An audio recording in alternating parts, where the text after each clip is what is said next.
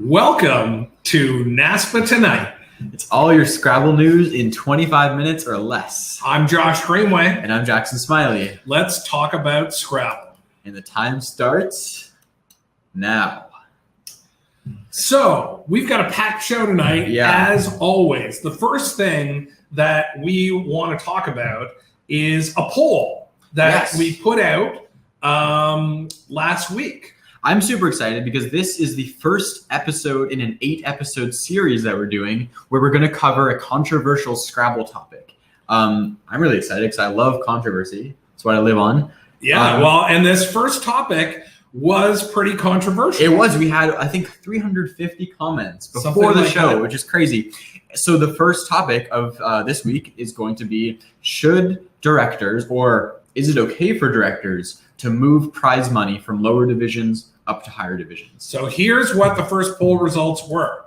Here's the poll. The answer is no. By about two-thirds, by about 2/3 to 1/3, we had people saying no. So as you'll see, it was 130 to 65. For a long time, it was neck and neck. It was like 47-47, and then people started to really hate on this whole topic of moving money up. As you can see, this was Josh's screenshot. He voted for the top one. That's why. As always, I disagreed. As you can see my picture on the bottom, I voted for supporting the movement of prize money. So we're going to get into that and talk about that. That's our feature story tonight. But we wanted to tease it in the headlines. The next headline that I wanted to bring up was someone else created a poll that was pretty cool. in the wake. Now, this one didn't get quite as many comments. It got about 30 comments, but there were a lot of votes here. And this was with respect to a tournament's prize structure, including the amounts, which statement do you most identify with? Yeah. I think I read that right. Yeah, for sure. This poll is kind of weird to me because it kind of puts people in the box. Like, as you can see, only one person voted for the bottom one, which is that prizes are the primary factor. Something I commented was that, you know what, like, there's many prime factors. If I don't think anyone is only going to a tournament just for the money. That's pretty rare. But I felt kind of ambivalent voting because on the one hand, like, prizes are a really big deal, but on the other hand, they're not the only big deal. There's a lot of ones. So we'll get to that later. I'm glad that we're not going to get to this poll later. I think we should comment on it now. I think this is one of those things. Have you ever heard of a halo effect? Of course. Do you know what that is? Yeah, I love it. So people go, prize money doesn't mean anything to me. I'm going to click the option that says, it doesn't mean that much to me. The question is that really reflective of what people's actual opinion is? That's what I mean by a halo effect. Like, you sort of, you go, okay, what is the best version of myself? What would they vote for in this poll? So obviously in that poll, it was like 44 to 28 for, I don't care. Like, as long as there's some prizes, it's fine by me. But also, then there's also a lot of people that go to large tournaments, and large tournaments often become larger because of a large prize structure. So there's a lot of people that like may pour into a tournament kind of like inadvertently just because the prizes are higher, because they're pouring in for other reasons that are caused by a higher prize structure. So, it's a really complicated issue. Maybe it'll come into another later episode because we're still deciding what our 8 topics of the week are. So since we didn't propose a question of the week, what I want to do... We're not done with headlines, but go ahead. But what I want to do is, if anyone has any controversial topic that they would love to see covered, please just post in the comments or even message me or Josh, because we love to think about more controversial topics. If you can, we don't need to create a whole discussion right now, but if you have an interesting topic you think would be cool to be featured on the show, let us know. We would love to hear your ideas. Yeah, and we've got 7 more of these to come up with, so we better get some ideas. So message Jackson so he can sort through all those requests. The final headline of the night is, I wanted to let people know on the NASPA YouTube page, we put up the July 31st video. This is the double episode of NASPA Tonight that featured Matt Canik, Robin Pollock-Daniel, Will Anderson, Rafi Stern, Josh Sokol, Jason Keller, Cesar Del Soler, Joey Krafchick. I know I said that Cesar Del Soler. Benji. Just a cavalcade of Scrabble stars. I would encourage you to go to the NASPA YouTube page. Go to YouTube and search NASPA Scrabble. While you're there, if you can subscribe, that would be awesome. And also, while you're on the YouTube page, you can check out 10 live streamed games from the North American Championship. I watched a few of those. It was really fun. Yeah, check out when Joel Sherman beat Nigel. That's right. And we got more content going through that YouTube page. So some of which we will also post to Facebook. But if that's where you're seeing most of your Scrabble stuff, definitely go check out what's happening on YouTube. So those are our headlines for tonight. And we're going to move over to Tournament Talk. It's not going anywhere. We still got it every week. So Tournament Talk. Yes, Tournament Talk. So let's talk about results here from last week. We predicted 3 tournaments, and for those counting along at home, you were ahead of me. You've gotten 4 correct. I've gotten 3 correct. It's pretty close. Pretty close. So let's see how it came out this week. There was a big tournament in Omaha, 56 players, and we predicted for the top TWL division. I picked Joey Malik. You picked Avery. And Avery won. Avery won Avery 12-1. It was a pretty ridiculous performance. Yes. Back over 2,000. Congratulations, Avery. And thank you so much. Sponsoring my 5th win means a lot. The next tournament we predicted was Manhattan. They had the 8-game one day. I think Cornelia runs those. I've been to one of them. Really fun tournament. So Josh predicted national champion Joel Sherman would win. It was a pretty solid pick. I predicted Joe Edley would win. And in fact, do you remember who won, Josh? Yeah, it was Joe Edley. Thank you. Couldn't remember for a second. So now I bring my lead to 6-3. I'm so excited. This keeps me going when times are rough. And in the third one, we predicted what was going on in Indianapolis, right? We did. You picked Paul Erland. I picked Marty Gabriel, who Marty Gabriel ended up playing Collins. I guess I got a quorum, so I could not win. But at least you didn't sweep all 3. I didn't sweep. It was Ned Kariva. I don't know if I'm saying that right or not. Congratulations! But nice job to Ned. So this week we're going to predict 3 tournaments. The first 2 are going to be the Ottawa tournament that's happening this weekend. We're going to predict the TWL division and the Collins division. They're both pretty solid this week. And the third tournament we're going to predict is the Rockaway Beach, Oregon CSW Beach House tournament, which seems like a lot of fun. Get into those. So what we're going to do here is let's bring up Ottawa TWL. So I see a familiar name up there. You do, yeah. So Josh, as the trailing player, I invite you to go first. Pick your national champion that you want to win. So here's the deal. Now that I am trailing officially 6-3, I feel like I wouldn't mind phoning a friend. Is that cool? I mean, if you have a friend to phone, I think you can do that. I've got a friend, a really good friend of mine who we're going to bring on the air right now. Let's put our headphones on here, and I think this is how we're going to set this up. And let's go like this, and we need to be able. Okay, actually, we don't need that. Okay, here we go. It's none other than the one, the only Joey the K. Hey, Joey, how are you? Hello, I'm great. How are you doing? I'm good. Okay, so I need some help catching up on Jackson here. Who do you think I should guess?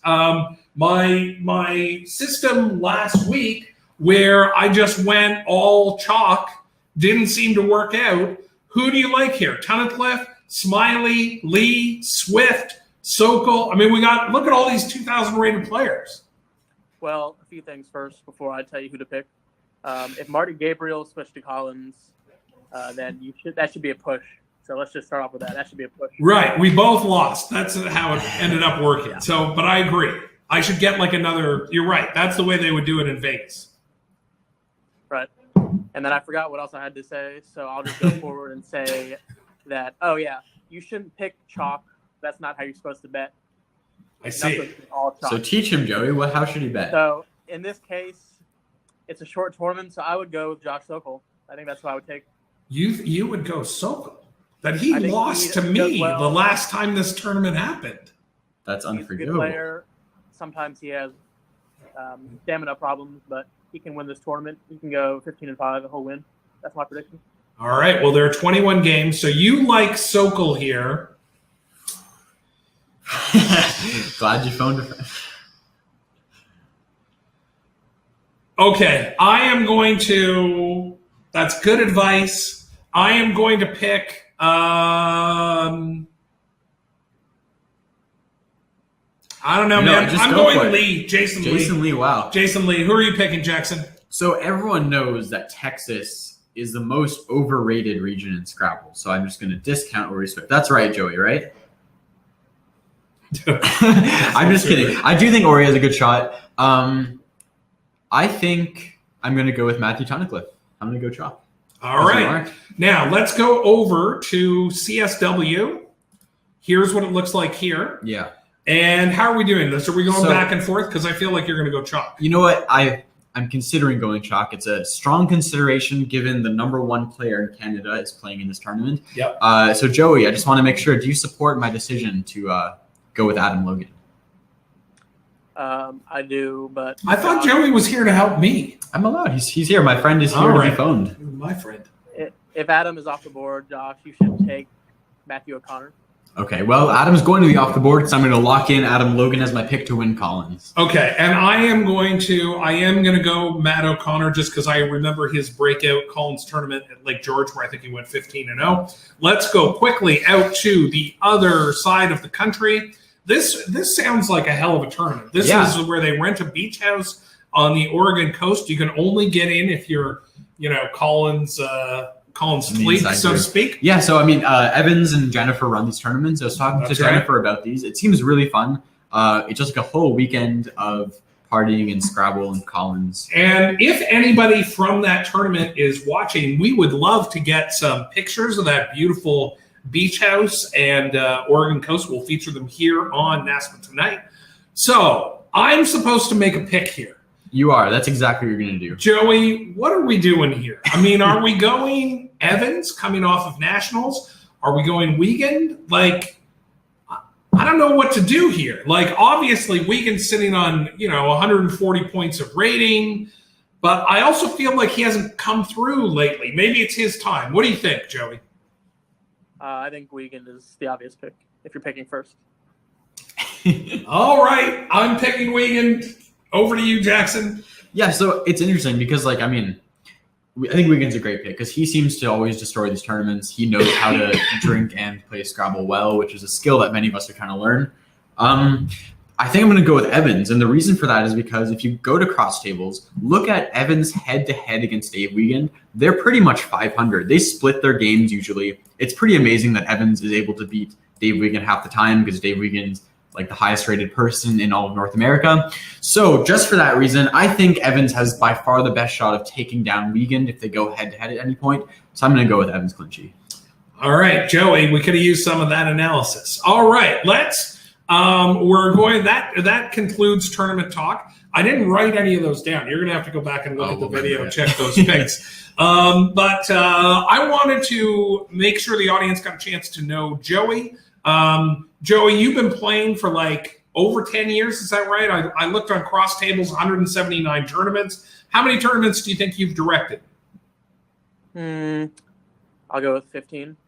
15 tournaments, and you've directed the Southeast Scrabble Classic. Is that what it's called? Yeah, so in 2016, we started doing the Southeastern Scrabble Classic. So in 2016 and 17, it was Atlanta. And those were both over 100, right? Or right around 100 people? So big tournaments? Yeah, 100 and then 95. And then this year we moved it to Durham. And next year it'll be in Durham as well. And we've also, so one of the reasons we brought you on is because of this breadth of experience to talk about our feature topic for tonight. So I wanted to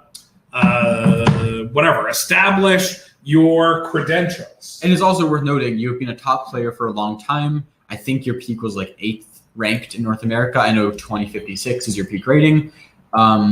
So you have a lot of experience both directing tournaments and playing at the top level, especially I think it was 2015 where you won a lot of big tournaments and won a lot of cash in the process. So you have a unique perspective here, I think, because you are both a top player and a director, which gives you some interesting insights about our topic of the week, which for new viewers just coming in, our topic of the week is, should directors move prize money up from lower divisions to top divisions? Is that something that should be prohibited, Should it be encouraged, or do you not care at all?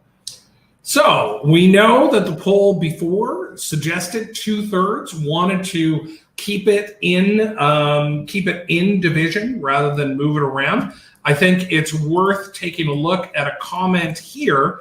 And Jackson, I think you made some commentary in Facebook about this, where Sarah here predicts that people who compete in the higher divisions will choose option A, and those who aren't quite there yet will opt for B. Do you think that was true in the poll results? It was very interesting. So what this comment means, I mean, option A was that you should move prize money up to higher divisions. Option B was that you should keep prize money within the divisions.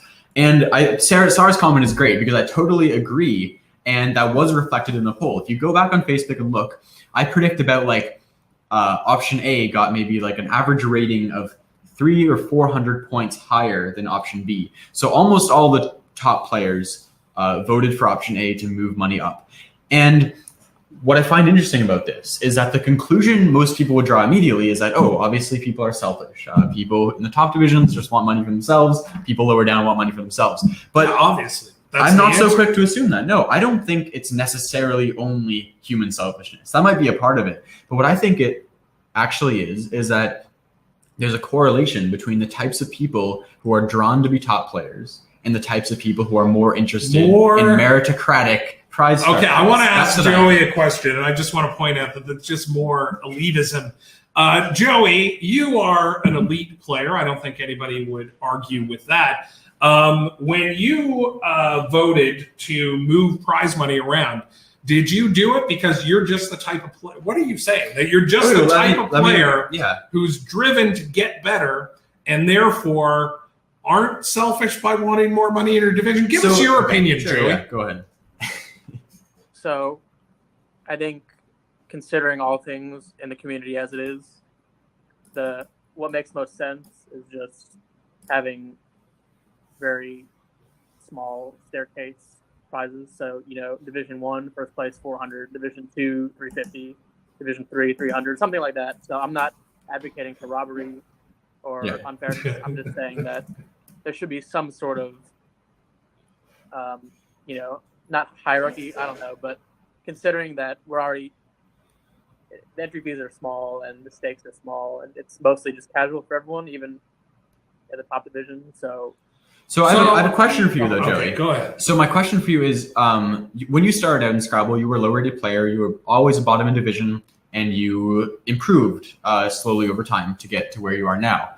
Think back to when you were like an 800 or 1,000 rated player. Do you remember how you would answer this question back then? That's impossible to tell, but naturally I would probably have said that top division get the most money just on principle. Okay. See, this is what my point is. Yeah. Well, I think here's the thing. I think Joey's taking something a little off his fastball here by saying, hey, there should be a small staircase. We should just make it a little bit. There's no robbery or whatever. But come on, let's come down to it, Joey. You've run a tournament before where you had all the base tournament expenses paid for the top people. They were paid by the people at the bottom. Is that true? You've moved money around from one division to the other. Is that true? Yes. Okay. So I think there are many people, and it's very popular to go, let's just move a little bit of money, blah, blah, blah, blah. And we want to get to the reasons why in a minute. Yeah. The other really popular topic has been, the question isn't the right question. I want to thank Tony for throwing a comment into the Facebook saying, hey, how do we get more outside money in? That's a whole separate question. That's not what we're talking about. Given where we are today, we want to find out why. So that's my question to you, Joey, is when you've moved money around, regardless of the amount, how do you defend that? That's what I want to know. You have to look at it as one component of the big picture. So from outsiders looking in, if they come onto the circuit, it doesn't make sense that there's not an incentive to move up divisions. I just think that it's not in spirit of the game to just say that, okay, well, everyone is just thrown into this casual pool that some people do want to dedicate time to getting better, some don't. So you want to keep it a very competitive pursuit, is what you're saying. You don't want Scrabble to be people should be entitled to just want to play casually, obviously, but think, on principle, it makes sense that the money ascends, and I just don't think it's a huge moral decision. It's just a good incentive for people. Okay. So we had this comment from Doug Lundquist you want to feature. It's that, as someone who will probably never cash again ever, I would also support just about any prize distribution as long as the tournament site provides coffee and donuts. So I know at the Kingston Open that Josh and I and Sean and Bassi run, we always provide coffee and donuts, and that seems to keep people satisfied generally. Well, we always argue about how much money. Now it's an open, which people seem to like the idea of open and class prizes. Yeah. And we wrestle back and forth. How much money goes to place prizes? How much money goes to other places? But what I would argue is that donuts are the ultimate class prize because anyone can win the donut prize. And that's like pretty much like the most egalitarian prize you can have. That's right. But given that, there are people who still think that even with donuts, they want the tastier donuts to Div 1. Which raises actually a really important point, and warmer coffee, which raises a really important point, is why do people think this? Now, Joey has suggested it provides an incentive for people to get better. And there were a lot of people who said it rewards hard work, okay? Yeah. And a lot of people ignored when I said, okay, well, you want to reward hard work, studying, getting better. What do you think about paying directors? And a lot of, like Joey said, I don't really pay myself very much. Yeah. So the question is, what does that recognition of hard work mean? And one of my favorite responses to that line of argument was, okay, you want this extra money in Div 1 because you've worked so hard. But what I don't understand is, how does that hard work benefit those lower players? Can either of you guys tell me how you guys studying and doing well benefits me in the middle of Division B? So I think it indirectly benefits you. I don't think it provides like a direct benefit, but I think it makes the competitive Scrabble scene more competitive and more exciting to have top players dedicating a lot of time. And then by creating that scene like that can shape the experience of lower-rated players. It might inspire some people to get better if there's more incentive to get better, and I think just by creating that whole atmosphere, that's what benefits Division. That doesn't sound like a direct benefit for sure. Indirect, Joey, for sure. Whatever you can do to raise your volume would be helpful to the people at home. What else? Do we have any other comments to feature here? Yeah, I'm generally with Barbara here. Let's see what she said. She's like, whether I win or not as important as my rating going up. That's my incentive to keep studying and keep going to tournaments. Yeah. So it's definitely clear, especially on the other poll that I think Jim Hughes posted, that there's quite a few people that don't really care about prizes. But then there's a whole other set of people that do care about prizes and have very strong opinions about it. As you know, I obviously support moving prize money up, kind of like Joey. I think I wouldn't say it's because top players deserve more on some moral level or anything, but I think it's good to keep the competitive Scrabble scene, as something that's more competitive, where people have incentive to get better, because it creates more excitement.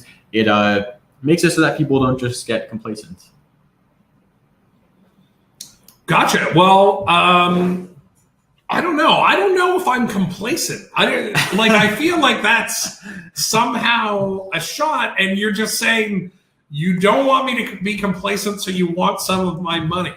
Well, It's nice to have a scene where people are incentivized to work hard and to commit time to the scene. So Josh we're going to post a comment by Josh Sokol, and he kind of has a similar view.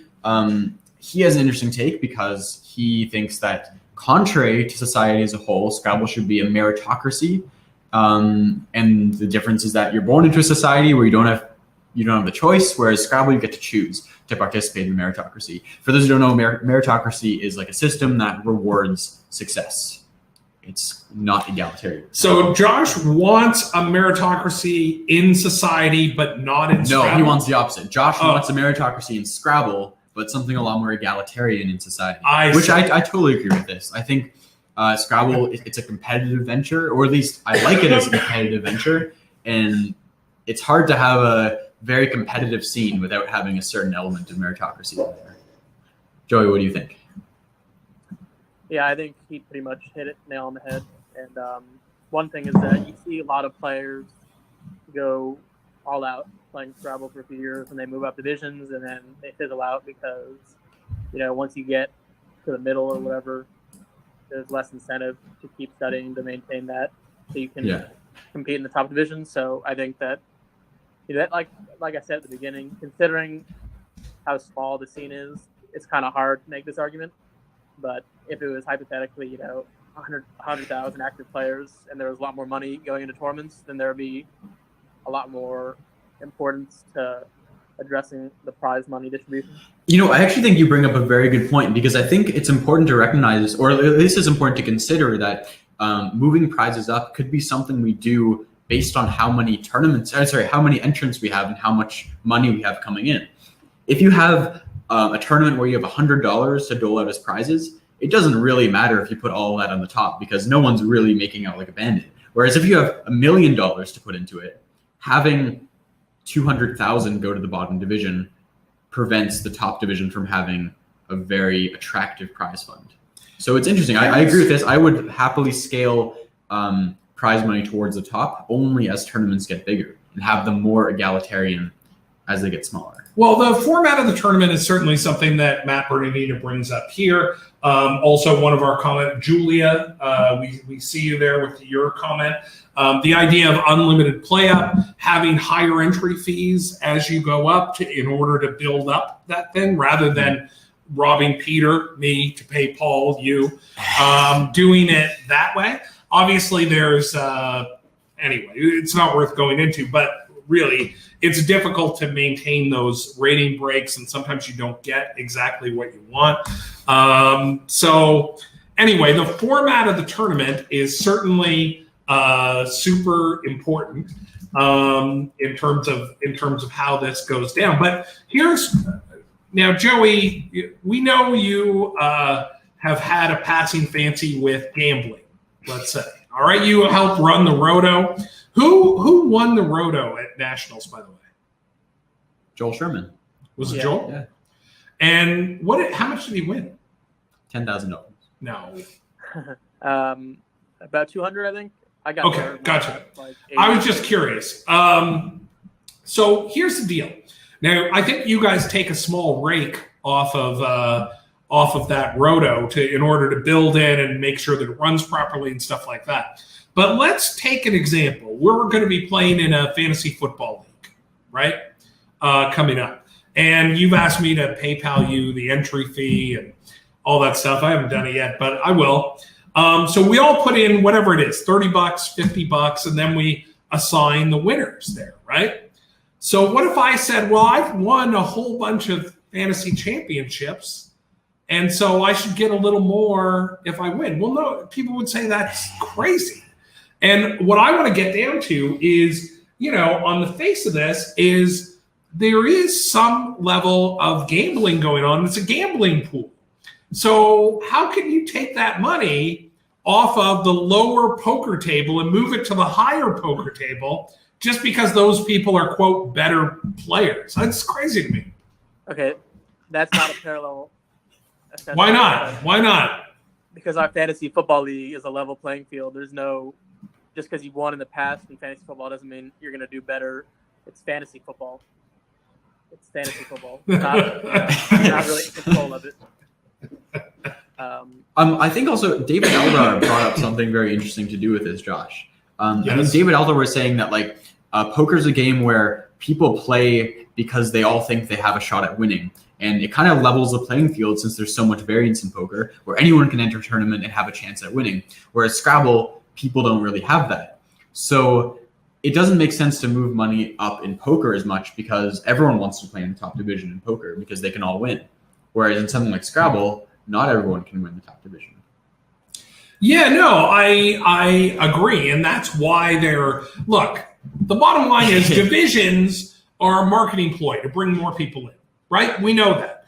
There's a lower division so you can play light competition so you don't get crushed, right?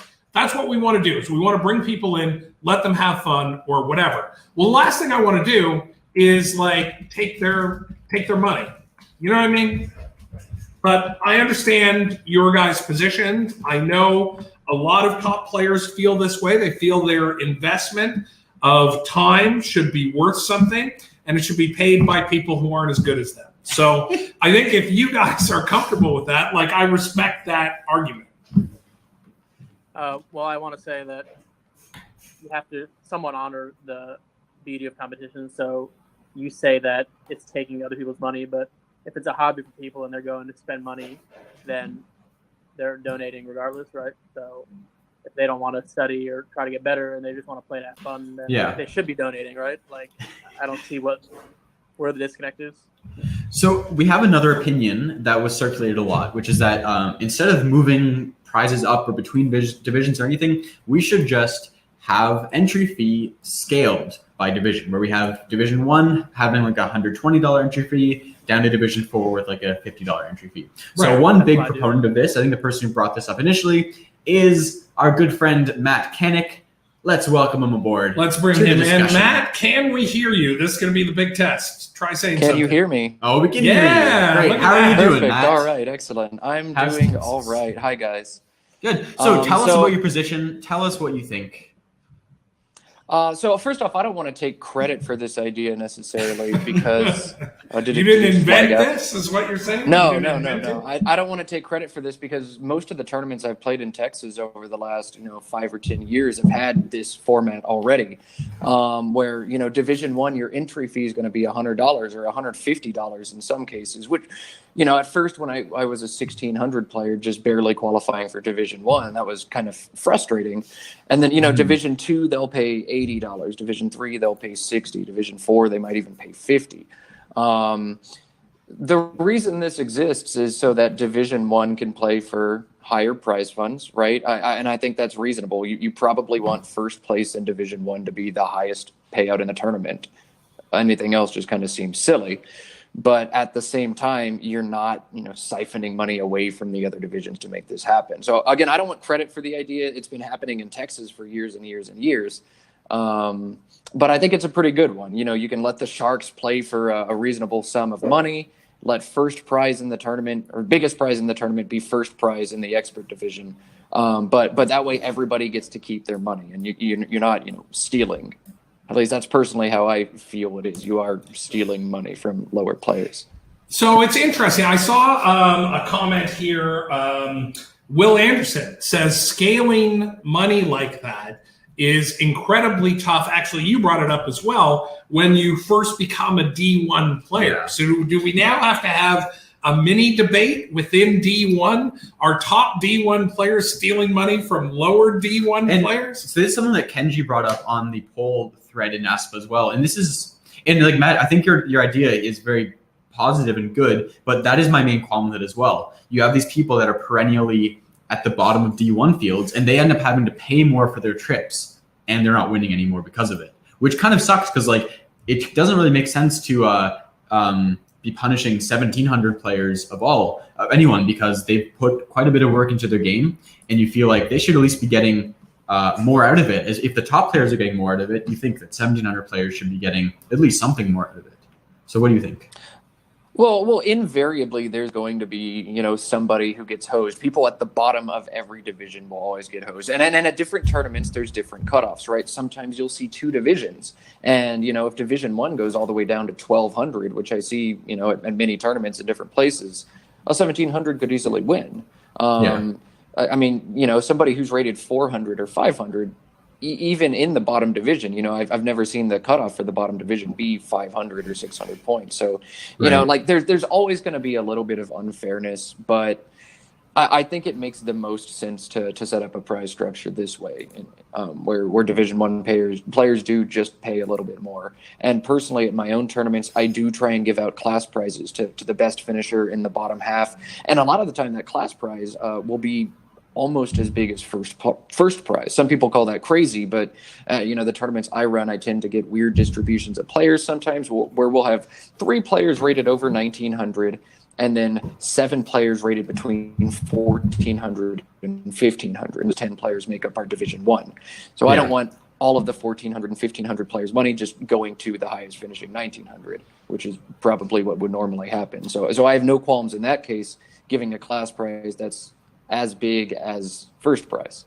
And I've done that before, actually. Yeah, that's interesting. People definitely push back on that. I saw a different take here. Dan Horowitz, who everybody knows here, says his take is he doesn't want to have to study, but he likes to play and he likes to win prizes. Well, I think are you guys going to push back? No, I mean on that I don't like to study, but I like to win prizes. I would like to apologize and say you can't have your cake and eat it too. I would love to not study and win prizes still. That would be lovely. But if we're having a competitive scene, I think you either have to work hard to consistently win or not win as consistently. Who would like to disagree? Well, everybody wants it both ways, right? Yeah. Okay, I just want to interject real quick. What top player studies words because they're going to get rich? Well, but here's that's a good point. No, but I think a lot of people are. I don't think anyone is just trying to do Scrabble to get rich, because right now the money is not so good that it's a cash cow. But if there was never any prize money, if there was zero prize money in Scrabble, I doubt I would be trying nearly as hard as I am, which is kind of weird. Maybe because of some weird biases in the human brain where we just see the top prize and you're like, oh my God, I'm winning this much money, neglecting all the airplane tickets and hotels you spend on. But I think that the cash prizes are actually very important for people to try hard in the game. I think without them, we would have very few top players. I don't know. I think I take Matt's point a different way, which is that you guys are studying because you're studying, because you want to be known as the best. You're like egomaniacs. Well, and then you're just crafting arguments around, let's get some more prize money up here. I like this perspective. Yeah, I feels like honestly, I kind of agree with Josh here. Yeah, I think Division I players on the whole want bigger prizes for selfish reasons more than almost anything else. Joey, do you want to refute that? What do you think? Am I delaying or am I good? Keep going. We can hear you. Okay, yeah. Someone called, so I got messed up. But yeah, it's just impossible to remove your bias from, obviously, like everyone already knows, top players voted one way and then the rest go the other way. So it equals out to about 2 out of 3. And yeah, it's kind of like, saying, should the rich people lower taxes, things like that. So back to earlier what Sarah said, I would be very interested to see how many people have changed their opinions as they've gotten higher rated. I think that number is probably very small. I think people have probably always felt a certain way. No way. And then No way. So you are cynical, that's what you're saying. Because the big Jackson, point, I think you're dead wrong here. The big point is, I've done all this work. We need to incentivize other people to do all this work. Like so how can that not change over time, But I mean, I'm just thinking back to like when I was like 1,100, 700, 500. I always wanted the top players to win more money because it didn't feel right. Like I'm sitting here not knowing what I'm doing and seeing someone like Tony Leah in the same room as me. And it felt good to win the same as him, but it didn't feel right in the same way. Sure. Pander to Tony. I'm saying the thing is, I'm saying that now. Obviously at the time I didn't actually think that. Okay, so what is the answer here, boys? We danced around this and danced around it. We did with the poll. The answer is what? Scaled entry fees? Yeah. Unlimited play-ups? Yeah. And outside funding. So we can put more money in, right? That's our only answer. Can we agree on that? And you guys stop robbing the Division C's like me? One thing I want to bring up before we close the topic is we've always been addressing this subject from the perspective of, okay, we have these divisions and these tournaments. We have multi-division tournaments. Where should we be moving money to? But what if we had open tournaments as the standard? And then if we have open tournaments as the standard, it kind of makes sense to have almost all the prize money at the top. Usually about 75% of the money in opens goes to the top. The rest goes to class prizes. So if we start from this perspective of open tournaments, and then we're like, hey, wait, some of these people want to actually play in divisions instead of opens. Then we start to cut up the open. Suddenly, it almost seems like, should we be moving money downstairs to lower divisions when we've always had it going up? Yeah. Sean says, I believe money should be moved down from top divisions to lower divisions. That will incentivize growth. And experts should be grateful to have opponents they can play and defeat and also lose to, which makes them cry in their hotel room. That's what he says. Sean, lovely. That's interesting, and I think it's another bias we have when thinking about this discussion, where we have to sort of tease out this bias of like what's our starting point, like what are the assumptions we're making about our current scene, because we're kind of like going off of these basic assumptions. So it'd be nice to try to tackle this subject from a different perspective. So let's take a minute. I want to ask Matt, you can go first. Assuming we have opens, like I mean, it's hard to imagine, but like let's just say we start with opens that are consistently what tournaments are structured like, and then you decide to run a tournament that breaks up these opens. What do you think you would do? Do you think you would move money down, or do you think you would keep the open prize structure? Oh, we lost Joey. We lost Joey. His phone died. Understand like what is? Oh, we lost Joey. Okay. That's right. His phone died. Go ahead. I guess to answer that question, we have to ask ourselves like what is even the point of having Scrabble tournaments? Why do we run these, right? And the answer is to have fun. We put on Scrabble tournaments. We come to Scrabble tournaments to have fun. And yeah, the money makes it a little more fun. Like if you do good, you have something to play for. And if you don't do good, well, you're still having fun with your friends. From the perspective of someone who was 600 for a while, 800 for a while, 1,000 for a while, I don't like playing 2,000 rated people when I'm rated 18 or 800, when I'm a 14-year-old kid or whatever, when I don't take the game that seriously. It's just not a fun experience, especially when there are a lot of top experts out there who are going to throw down 7 phonies in a game to up their spread by 100 points. Yes, shots fired at you, Jackson. That's a whole other argument for another day. But at the end of the day, I don't think 800s like to play 2000s very much. There are some who do, but I think that's. So Matt, I mean, this is a good reason why if we had opens as the standard, this would be a good argument for why we might want to cut up that open into a few divisions. So once you do as you just suggested and cut up this open into a few divisions, what would you do with the prizes? Would you follow suit by cutting up the prizes, or would you stick with the standard at that point prize structure? I really just feel like money should stay with the people who paid it. If you have no possible, at all realistic chance to win the money, then that's unfair. And sure, mathematically speaking, it's very difficult for an 800 to win an open tournament. But in theory, it could happen. So I guess it's kind of fair. I don't know. I'm all about equity. I think an 800 player should get rewarded for having a great tournament and for maybe improving their game instead of just getting lucky. I think everybody should have a chance to win money. Otherwise, what's the point? I think that's fair. Yeah, makes it fun. I don't think we should ever completely eradicate prizes in the lower divisions. Definitely have colder coffee. Definitely smaller donuts, but can't get rid of the prizes. I think Matt raised a good point. It's all about equity. That's what I hear experts always talk about. And there are multiple ways to take that, obviously. I think we've had a good discussion here. I don't know that there's a conclusion that everybody can agree to. It seems like the closest thing seems to be those graduated entry fees. And, some people are willing to, move a little bit. But I always think it's a bit of a cop-out. I appreciate everybody who says, it should really just be director's discretion. I don't know what that means. I mean, if you're going to hold an opinion, you should tell directors what they should do, what they can do, what they can't. There's an obvious reason NASPA doesn't do that with directors. That's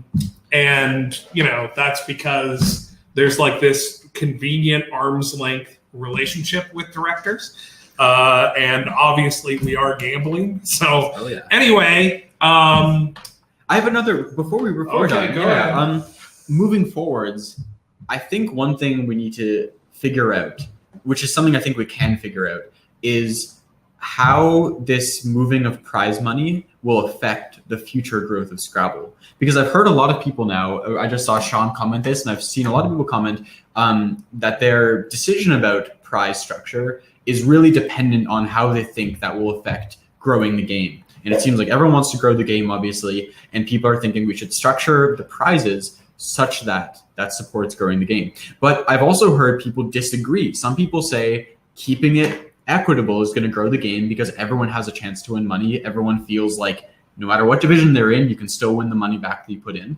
Whereas some other people think, oh, we got to put the money at the top because that incentivizes people to get better. That will keep it competitive and maybe grow the game if we have some really, really top prizes to boast about. So what I'm wondering going forwards is, can we figure out which of these prize structures is going to help grow the game? Because that would be very instrumental in actually like developing some sort of answer to this problem.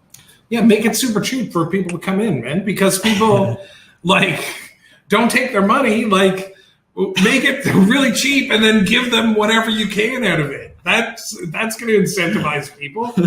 We know people at the Toronto Club. I mean,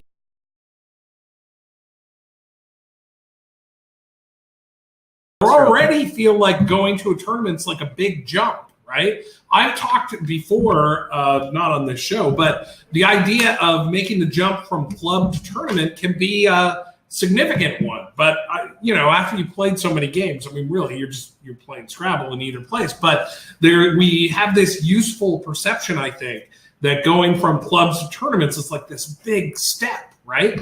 And